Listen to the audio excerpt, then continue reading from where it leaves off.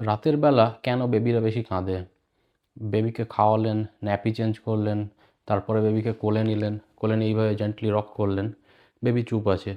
যেই বেবিকে বিছানার উপর শুইয়ে দিলেন, সঙ্গে সঙ্গে বেবি কাঁদতে শুরু করলো। এটা কেন হয়? এটা হওয়ার কারণ হলো সার্কেডিয়ান রিদম বা বায়োলজিক্যাল ক্লক, যেটা ডিসাইড করে আমরা কখন জাগবো এবং কখন ঘুমাবো, সেইটা নিউবর্ন বেবির ক্ষেত্রে তখনও তৈরি হয়নি। প্রেগন্যান্সির সময় বেবিরা যখন মায়ের পেটের ভেতরে থাকে, তখন মায়ের হার্টবিট, বডি টেম্পারেচার এবং অ্যামনিওটিক ফ্লুইড থাকার কারণে একটা জেন্টেল রকিং ফিল পায়। তাছাড়াও পেটের ভেতরে থাকাকালীন ওরা দিনের বেলা বেশি ঘুমোয় এবং রাতের বেলা জেগে থাকে, যার জন্য মায়েরা বেবির কিক বা লাথি মারা রাতের বেলায় বেশি বুঝতে পারেন। ডেলিভারি হওয়ার পর বেবি একটা সম্পূর্ণ নতুন এনভায়রনমেন্টের সাথে এক্সপোজ হচ্ছে।